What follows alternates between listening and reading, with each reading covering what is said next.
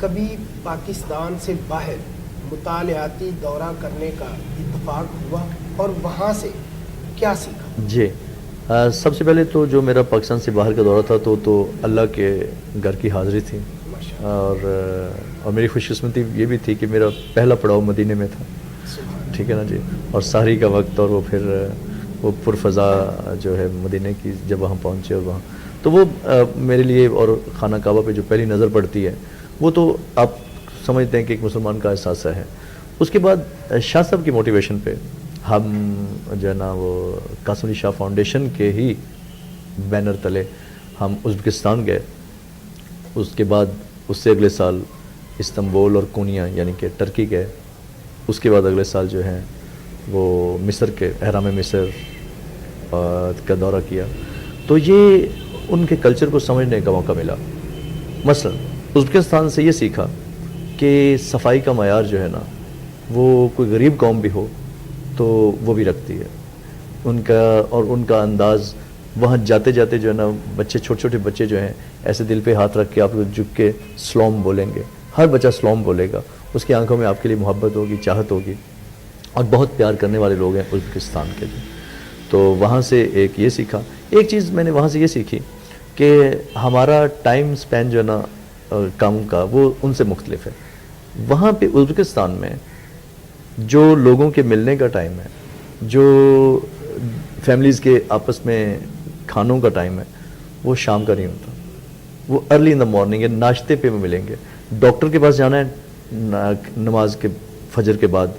کے ٹائم کے مطابق، اور اگر ڈینٹسٹ کے پاس جانا ہے اسی وقت ہے، وکیل سے ملنا ہے اسی وقت ہے، پھر لوگ اپنے دفتروں میں جاتے ہیں، 9 بجے دفتر کا ٹائم ہے، اور اس سے پہلے جو ان کی دعوتیں ہوتی ہیں وہ اس سے پہلے انہوں نے بھگتا لینی ہے، اور شام کو جب آفس سے آتے ہیں اپنی فیملی کو ٹائم دینا، اور یہ آوارہ گردی نہیں کرنی، کوئی اس طرح کے ساری رات وہ ہمیں نظر آئیں، بالکل وہ ان کا بڑا پرسکون۔ شام کے بعد، مغرب کے بعد وہ ہمیں اس طرح کی صرف ریسٹورنٹس چند کھلے نظر آتے تھے، باقی ساری جو دکانیں شام 7 بجے قریب بند ہو جاتی تھیں۔ تو ایک تو یہ تھا صفائی کا نظام، اور دوسرے نمبر پہ یہ کلچر ان کا یہ تھا۔ پھر اس کے علاوہ استنبول جو ہے ترکی، اس میں بھی آپ پتہ کیا ہے، سفر وسیلہ ظفر کہا گیا ہے، اور فرانسس بیکن جو ہے وہ یہ کہتا ہے کہ he who goes to school, he who goes to travel goes to school, وہ بندہ جو سفر پہ جاتا ہے وہ اصل میں اسکول میں جاتا ہے، سیکھنے جاتا ہے۔ اچھا، وہاں پہ جو استنبول کے لوگ بھی بڑی محبت والے، اور جو ہے نا ان کے ایک کلچر مجھے جو اچھا لگا کہ ان کے گھروں میں یہ ہوتا ہے کہ 3 جوتے ہوتے ہیں ہر بندے کے۔ وہ کیسے کہ آپ جب انٹر ہوتے ہیں نا، گھر سے باہر کا جوتا گھر کے باہر کا ہے، باہر کا جوتا باہر کا ہے، جب آپ دروازہ کھول کے انٹر ہوتے ہیں ساتھ ہی شو ریک پڑا ہوا ہے، اس میں وہ جوتا ہے جو کہ گھر والا ہے، وہ آپ باہر والا جوتا وہیں اتاریں گے جھاڑ کے باہر، اور وہ پہنیں گے اندر والا جوتا ہے،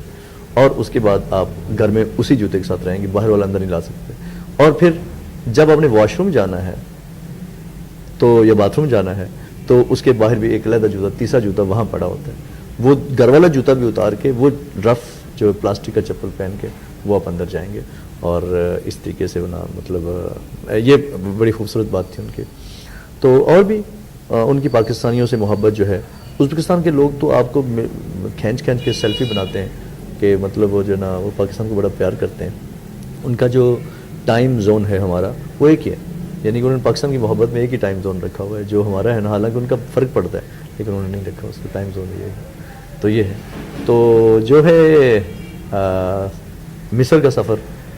احرام مصر جب ہم گئے تو وہاں جو ہم نے محسوس کیا وہ شاید ہم نے ایک سوچا کہ آئندہ مصر نہیں آنا، کیونکہ وہاں کے لوگوں کی نیچر جو ہے وہ ذرا اور طرح کی ہے، وہ ان کا بہت سارا حصہ جو نظر مبادلہ کا وہ سیاحت سے وابستہ ہے، اور پوری دنیا سے سیاح آتے ہیں احرام مصر دیکھنے کے لیے۔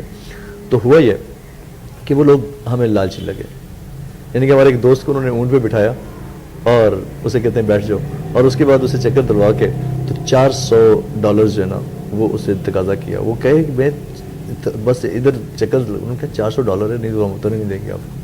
اس طرح کے لوگ ہیں، تو وہ مطلب مصر کے لوگوں نے ہمیں متاثر نہیں کیا، ترکی کے لوگوں نے اور ادھر سے جو ہے نا آپ کے ازبکستان کے لوگوں نے متاثر کیا۔ پھر ہمارا یہ پلان تھا کہ ہر سال، یہ 1.5 سال میں ہم نے کیا، ہر سال 2 انٹرنیشنل ٹورز کریں گے. پچھلے سال 2020 میں ہمارا پروگرام تھا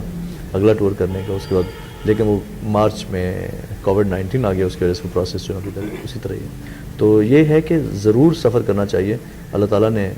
علم جو ہے اسے ہجرت میں چھپا کے رکھا ہوا ہے, اور ہجرت سفر بھی تو ایک ہجرت کا ذریعہ ہے. اور اشفاق احمد صاحب کہا کرتے ہیں کہ آپ جس شہر میں بھی جائیں وہاں اپنا گھر بنا کے آئیں. مراد یہ کہ وہاں ایک بندہ ایسا ہونا چاہیے جس سے ایک فیملی ایسی ہونی چاہیے جس سے آپ کہہ سکیں وہ میرے بھائی کا گھر ہے, یہ وہ ایسا ہے. سو یہ آپس میں بین الاقوامی محبت بھی بڑھتی ہے اس طریقے سے.